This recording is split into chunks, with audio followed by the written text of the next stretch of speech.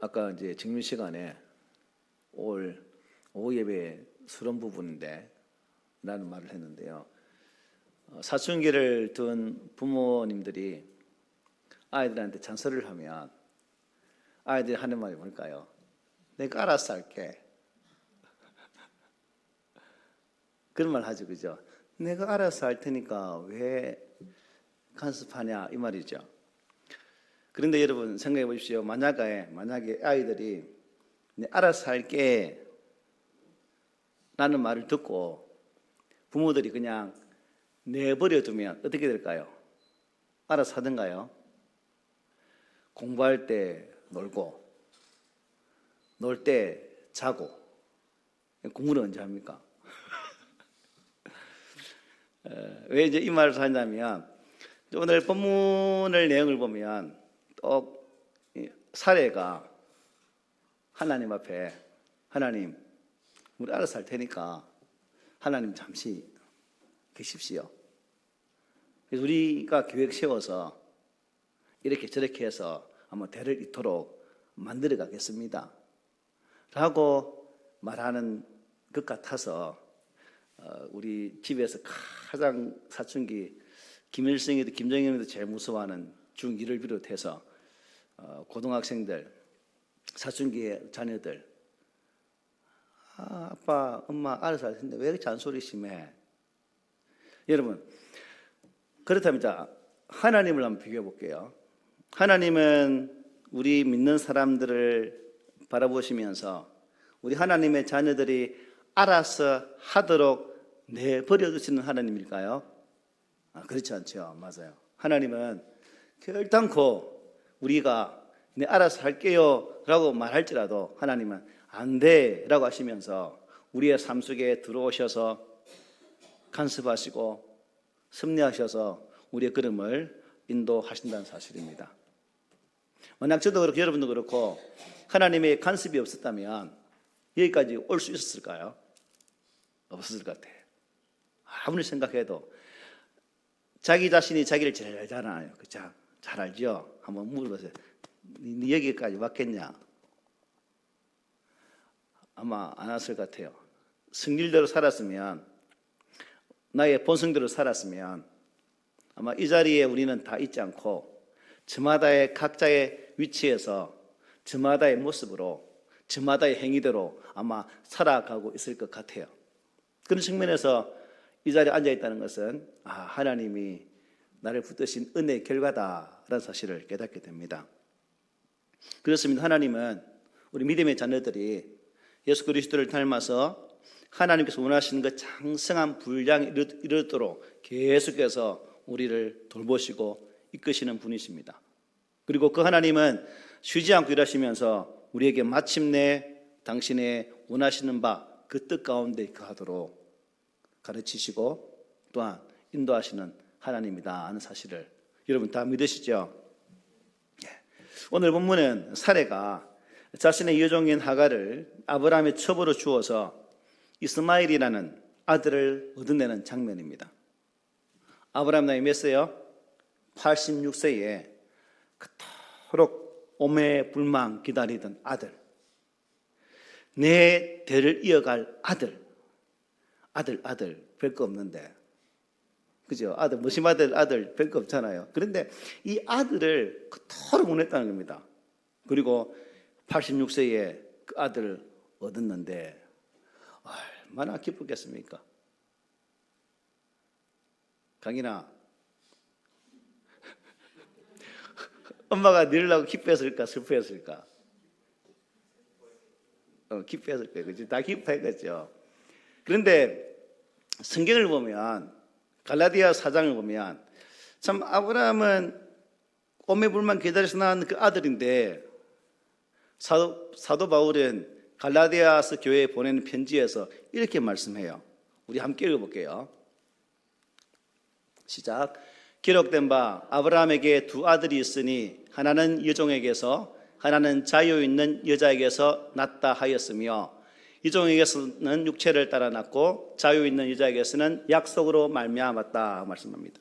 자, 사례의 계획으로 얻게 되어진 그 이스마엘을 약속의 아들이 아니라 무슨 아들? 육체의 아들이라고 말해요. 듣는 이스마엘 기분이 어떨까요?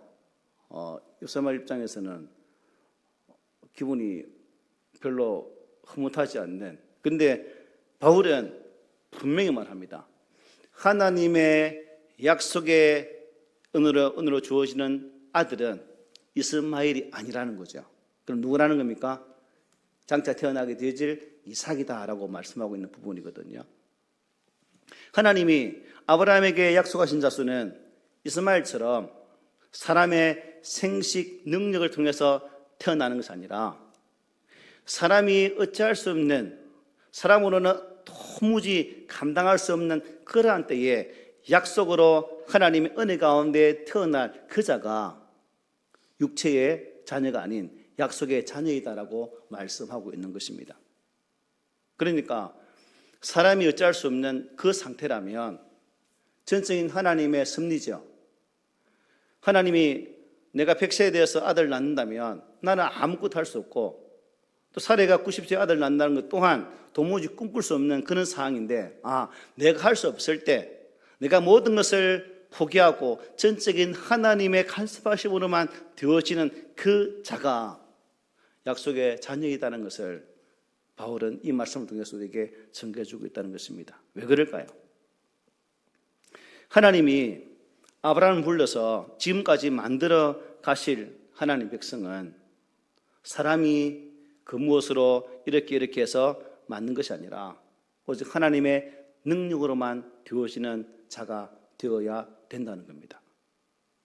그것을 위해서 하나님은 아브라함과 사례에게 이 출산과 생식의 능력이 완전히 끊겨버린 그때 100세와 90세 때에 약속의 아들을 그에게 주셨다는 겁니다. 그래서 이런 어간의 시간은 하나님이 기다리는 시간인데, 문제는 뭐예요? 누가 못 기다렸어요? 사례와 아브라함이 기다리지를 못했다는 겁니다. 하나님의 약속을 바라보고 소망 중에 그 믿음의 은혜를 기대하며 나가야 할 이 두 사람이 하나님의 때, 하나님의 방법을 믿지 못하고 전적인 인간의 생각과 인간의 방식으로 하나님의 방법을 잠시 멈춰버리고 무시해버리고 자신의 뜻을 앞세우게 되었을 때에 육신의 아들이 태어나게 되었다는 사실입니다.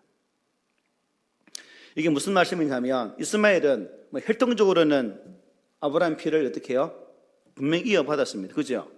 아브라함 아들인 것은 분명합니다. 하지만 영적으로는 약속의 아들이 맞다 아닌 거죠. 성령의 능력으로 낳은 참된 아브라함의 아들이 이 이스마엘은 아니다는 것입니다. 하나님께서 하늘의 별과 땅의 모래처럼 많게 할 그 후손은 이 이스마엘이 아니라 아브라함 100세, 사레 90세에 태어날 이삭이 그 하나님의 약속의 복을 가진 자로 태어나게 된다는 것이죠. 믿음의 후손들이 어떻게 만들어졌습니까? 아브라함 후손으로 오신 예수 그리스도가 여러분 요셉과 마리아의 생식 기능으로 태어났습니까? 아니죠. 전적인 하나님의 성령의 은혜로 잉태되어졌고 그 결과로 이 땅에 태어났습니다. 마찬가지로 장차 예수 그리스도를 예표하는 이삭 또한 전적인 하나님의 섭리 속에 있게 되어진다는 거죠. 자, 그러면 나중에 창세기 21장에 가면 이삭이 태어나고 이삭을 통해서 어떻게 됩니까? 이스마엘은 쫓겨나게 되겠죠. 참 86세에 이스마엘을 낳고 100세에 하나님의 사자를 대접함으로 다시금 하나님의 약속을 받게 되어진 아브라함과 사레, 어처구니 없는 소리를 듣고 웃어버렸던 사레. 하지만 하나님은 당신의 약속이 한 그때에 그에게서 아들을 태어나게 하셨습니다. 86세부터 100세 이르기까지 지난 시간에 말씀드린 것처럼 하나님은 인간의 방법으로 육신의 아들을 낳게 했던 이 아브라함과 사레에게 철저하게 침묵하셨습니다. 14년 동안. 믿음의 조상이라고 불리는 아브라함이 여러분 하나님과 소통이 없을 때에 그 마음이 어땠을까요? 참 답답했겠죠. 또 그 14년의 기간을 아브라함은 어떻게 생각했을까요? 만약 아브라함이 온전한 하나님의 백성으로서 믿음의 조상의 그러한 모습을 가진 자였다면 이 14년을 아마 회개하는 시간으로 삼지 않았을까? 하나님이 오지 않으니까, 하나님이 동행하지 않으시니까 우리의 그릇됨을 발견하고 하나님이 또 철저하게 회개하는 기간으로 삼지 않았을까? 성경은 없지만 그렇게 추론을 해봅니다. 믿음의 조상이라고 생각한다면. 마찬가지로 저 여러분들이 우리의 삶의 자리에서 참 우리가 한 번도 걸어가지 못한, 또 한 번도 경험하지 못한 그 길을 하나님께서 걸어가라 하실 때에 우리의 시각, 우리의 보편적인 사고로는 도무지 이해가 되지 않는 그 길이지만, 만약 우리가 이 아브라함과 사라처럼 하나님 내 생각대로 내 뜻대로 할 테니까 잠시만 계십시오라고 한다면 우리는 그 하나님의 그 계획을 무시하고 우리의 길을 갈 것입니다. 하지만 우리가 성경의 말씀을 통해서 또한 이 말씀이 이미 우리에게 주어진 믿음의 말씀으로 역사한다면 하나님께서 걸어가라 하신 그 길을, 비록 그것이 우리로는 이해 납득이 안 되지만 그 길을 온전히 걸어가는 성도로 살아갈 줄 믿습니다. 여러분, 우리는 본질상 진노의 자녀였습니다. 허물과 죄로 완전히 사망 가운데 있는 그런 자들이었습니다. 그런데 지금은 그 영원한 사망의 자리가 아니라 예수로 말미암아 영원한 생명의 자리로 옮김바 되어진 그 은혜 가운데 있다는 사실입니다. 이게 여러분 나로 가능했습니까? 아니죠. 아무리 눈을 씻고 쳐다봐도, 아무리 새로운 눈으로 나를 바라봐도 우리에게는, 나에게는 구원받을 만한 어떤 끈덕지도 없었어요. 그 하나님은 단지 예수로, 예수 은혜로 말미암아 나를 새롭게 하시고, 그래 너는 예수로 말미암아 내 자녀라고 인정받은 우리들 아닙니까? 그런 측면에서 참 부패하고 영원한 사망의 자리에서 사망 가운데 거하고 영원한 죽음의 고통에 머물 수밖에 없는 나를 구원하신 하나님의 사랑 앞에 항상 감사하면서, 서두번 말했던 의인 없나니 하나도 없다라고 말씀한 것처럼 전적 부패하였던 나를 구원하신 하나님의 사랑 앞에 우리 모두가 감사한다면 얼마나 좋을까. 우리 모두는 이 하나님의 보호하심과 간섭하심, 하나님의 통치하심의 은혜의 손길을 항상 신뢰할 수 있는 그런 믿음을 가져야 됩니다. 내 인생은 내 것이니까 내가 알아서 하지요 라고 아니라, 하나님 비록 내가 내 육신의 삶을 살고 있지만 나를 있게 하신 분은 하나님이십니다라는 그 고백으로 주께 맡겨드리는 그 삶으로 나아간다면 우리 하나님 얼마나 기뻐하실까. 바라기는 우리 모든 성도들이 이러한 주님의 은혜를 깨닫고 또 주님의 사랑과 능력을 온전히 신뢰하면서 감사하면서 나는 불가능하지만 주의 능하신 은혜의 손길을 붙들고 우리 또한 승리의 삶을 살아갈 수 있는 그 자리까지 나아가는 우리 모두가 되기를 소망합니다. 아까 말씀드린 것처럼 이제 육신의 아들 이스마엘과 그를 낳은 하갈 어떻게 됩니까? 쫓겨나게 될 겁니다. 그러나 그럼에도 불구하고 하나님은 오늘 본문에서 참 종의 아들, 약속의 아들이 아니지만 하갈과 이스마엘에게 은혜를 베푸시는, 사랑을 베푸시는 하나님의 모습을 우리는 본문을 통해서 볼 수가 있습니다. 10절, 11절에 보면 이렇게 말씀하죠. 여호와의 사자가 또 그에게 이르되 내가 내 씨를 크게 번성하여 그 수가 하나 셀 수 없게 하리라. 여호와의 사자가 또 그에게 이르되 네가 임신하였은즉 아들을 낳으리니 그 이름을 이스마엘이라 하라. 이는 여호와께서 내 고통을 들으셨음이니라고 본문은 말씀합니다. 이것은 나중에 21장에 가서 아브라함의 집에서 쫓겨나게 되어질, 그리고 브엘사바 광야에서도 방황할 때도 주어진 그 은혜 말씀과 동일한 부분입니다. 여기서 크게 번성하여를 지극하면 번성케 하고 또 번성케 한다는 뜻이 담겨 있습니다. 그리고 하나님은 사례의 바퀴를 피해 광야로 도망친 하갈에게 내가 너의 고통을 들었다라고 말씀하죠. 그리고 그 아들 이름을 무엇이라? 이스마엘이라 하라고 말씀하셨어요. 무슨 뜻입니까? 하나님께서 고통을 들으셨다는 것입니다. 종이었고 종의 아들로 태어난 이스마엘, 약속의 계통도 아니고 하나님의 약속의 계보도 아닙니다. 그럼에도 불구하고 하나님은 그들을 바라보시고 하갈과 이스마엘에게 은혜를 베푸시고 있는 장면이 오늘 이 본문의 말씀입니다. 비록 그들이 하나님의 백성들은 아니지만 하나님은 그들의 고통을 보셨고 그들의 장차 큰 민족을 이루게 하실 것이다라고 큰 복을 내려 주셨습니다.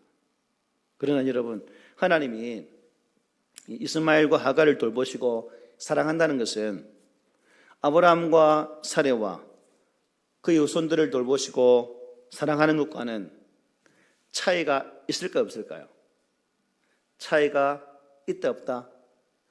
약속의 자녀와 육신의 자녀에게는 차이가 있다 없다? 차이가 있습니다. 있습니다. 자, 그래서 이 하갈과 이스마엘이 받는 그 은혜를 우리는 어떻게 표현할까요?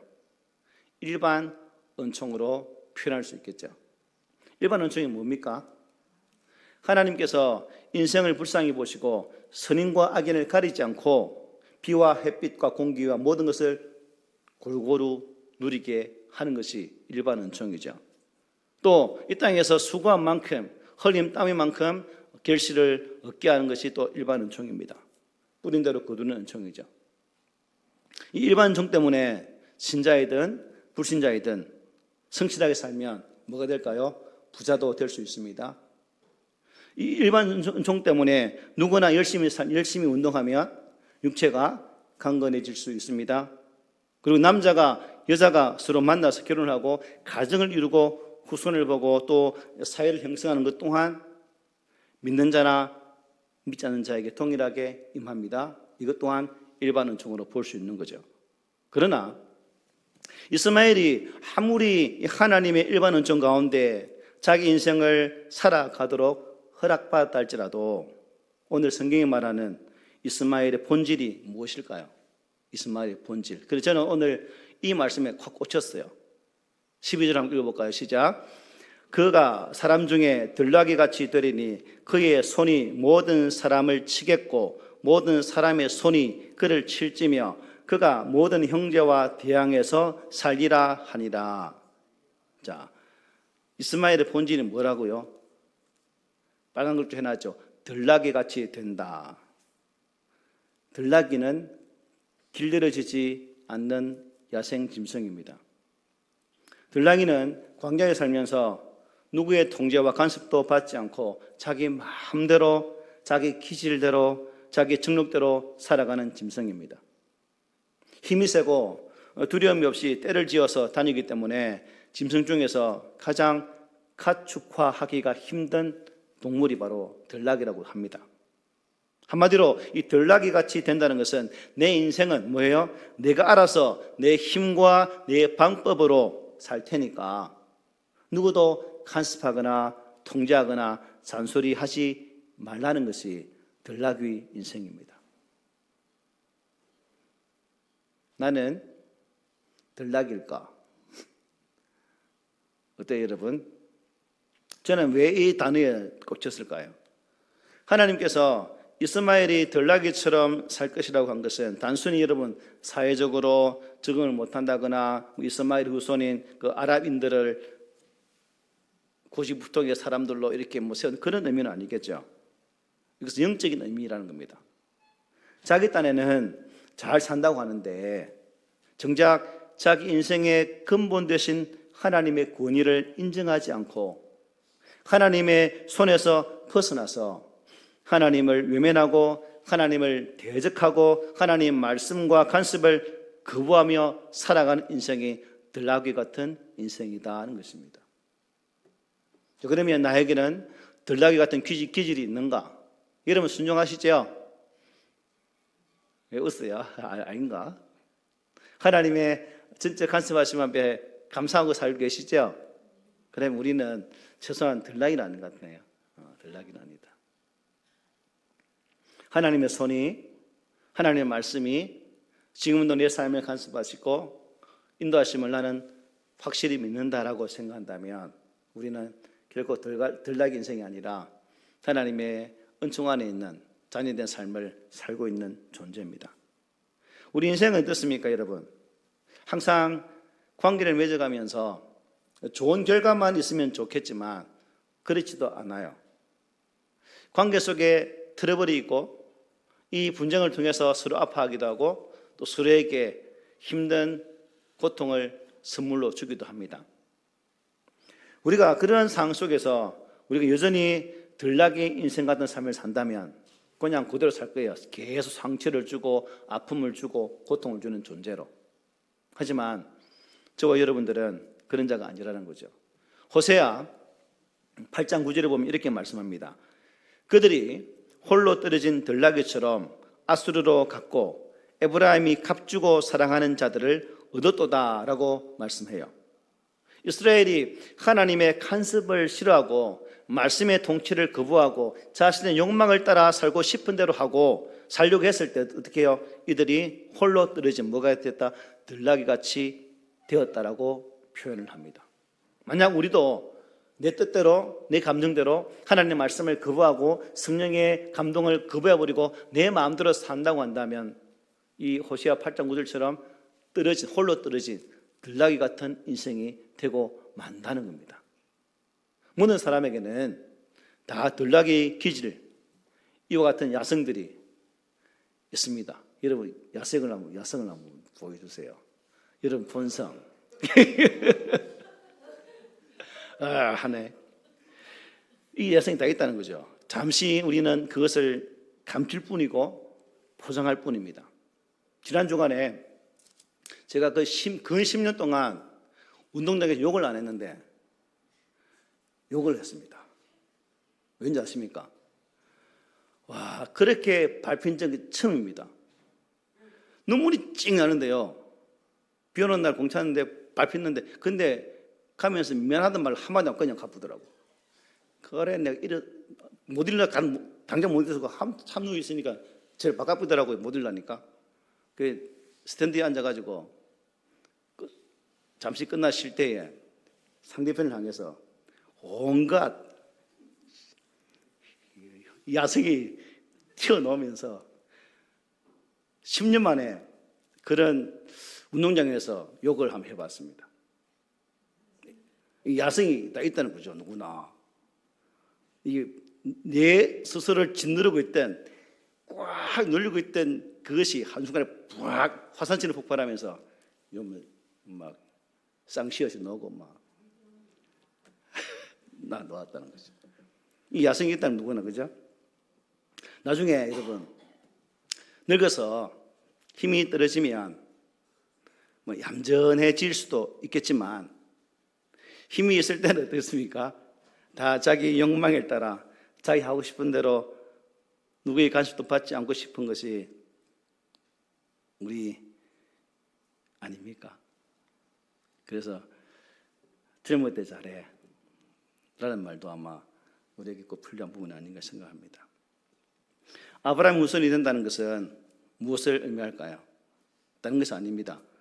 바로 아무에게도 길들여지지 않았던 들나귀 같은 인생이 하나님께 길들여지고 내가 알아서 할 게가 아니라 하나님 인도하신 대로 살게요 라고 변화되어진 고백을 드리는 것이 아브라함의 후손이고 약속의 자녀들입니다. 그렇다면 하나님이 들나귀 같은 죄성들을 길들이고 또 새로운 사람으로 바꾸어 가시는 방법이 무엇일까요? 들나귀 같은 나를 여러분 자기에 적응해 보십시오. 들나귀가 곧 살아왔던 나를 변화시켜 가고 있는 두 가지. 하나님 무엇을 가지고 나를 변화시켜 가고 있을까? 직접적인 방법은 우리는 예수 믿는 사람에게 말씀이겠죠. 또 간접적인 방법은 뭘까요? 고통을 통해서 우리를 만들어 갔습니다. 사람이 거듭나서 하나님의 자녀가 되는 것은 오직 하나님의 말씀으로만 가능하죠.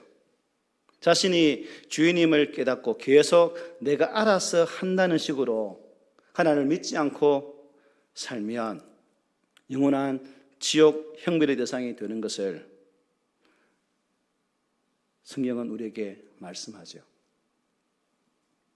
그런데 우리는 너무 강한 이 들락이의 기질이 있어서 말씀만으로는 잘 길들여지지가 않아요. 그래서 하나님은 회초리라는 그 고난을 통해서 우리를 힘차게 때리십니다. 여러분 자식아, 왜 그렇게 살아? 야, 이렇게 살면 안 되겠니? 라고 하시면서 고난이란 회초리로 우리를 때리시고 우리를 하나님의 거룩한 성품으로 길들여 가고 있다는 것입니다. 그러므로 저와 여러분이 하나님 온전한 약속의 자녀로 영생의 자녀로 세워지기까지 하나님은 말씀으로 고난으로 우리를 새롭게 만들어가고 있다는 사실을 온전히 믿으시고 항상 말씀을 가까이 하시고 또한 고난이 올 때마다 그것을 피하려고 애쓰는 것이 아니라 기꺼이 고난을 맞이하면서 하나님 이 고난을 통해 주시는 하나님 뜻이 무엇인지 내가 밝히 볼 수 있도록 도와주십시오라고 말하면서 고난이 오라고 고난도 기꺼이 맞이하겠노라고 고백하는 우리 모두가 되어야 되지 않겠습니까? 말씀이 임할 때 나의 야성은 죽습니다. 말씀 은혜가 임할 때 우리의 잘못된 기질들이 점점 사라지게 되어 있습니다. 그리고 하나님은 고난을 통해서 나의 모난 부분을 조금씩 치시면서 하나님의 사람으로 두리뭉실한 하나님의 사람으로 지금도 만들어 가고 있다는 사실입니다. 그런데 여러분, 하나님이 어느 때까지 우리를 길들여 가실까요? 언제까지?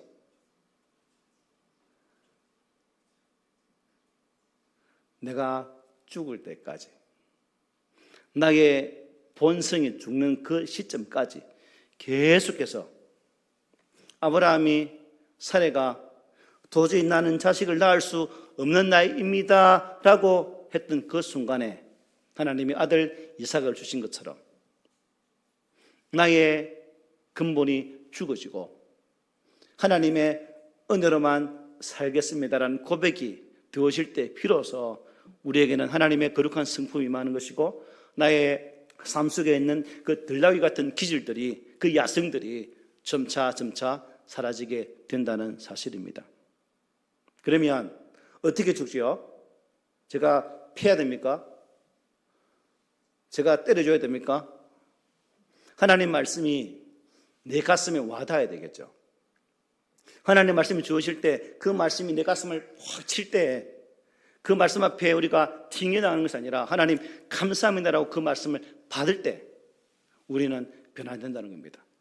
그래서 바울은 디모데후서 3장 16절에서 모든 성경은 무엇으로 하나님의 감동으로 되었다고 말씀했죠.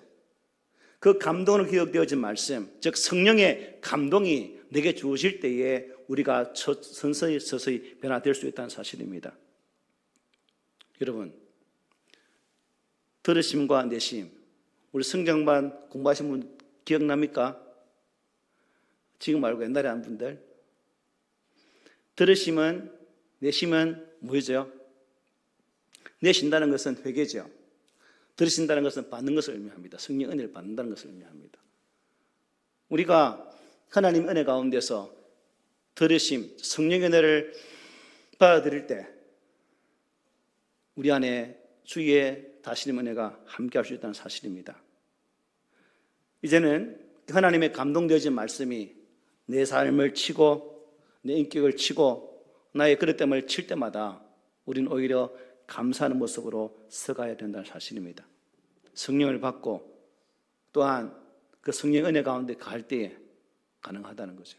어디 가서 뭐 받아라 하는 그런 장소가 아니라 기록되어진 하나님의 말씀 안에서 그 말씀이 내 인생을 치고 내 가슴을 칠 때 아멘으로 순종할 수 있는 그런 자리까지 나가게 될 때에 우리는 비로소 내 자신이 죽고 하나님 은혜로 다시 사는 은혜가 임하게 된다는 사실입니다. 왜 성령의 말씀을 받고 듣는 것이 중요할까? 이삭을 성령으로 낳은 약속의 아들이라고 한 것처럼 모든 아브라함의 후손은 자연적인 태어남이 아니라 성령의 감동으로 기록된 하나님의 말씀을 통해서 다시 태어나기 때문입니다. 저와 여러분들이 이 거룩한 말씀으로 새로워지고 또한 이 말씀을 통해서 우리를 늘 새롭게 만들어갈 수 있는 그 은혜가 있기를 원합니다.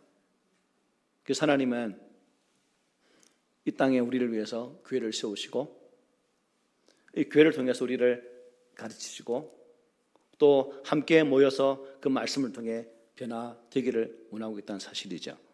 그러므로 우리가 하나님의 말씀을 듣고 또 그 속에서 가르침을 받고 잘 세워져서 하나님의 말씀의 사람으로 거듭날 수 있는 그런 은혜가 있기를 소망합니다.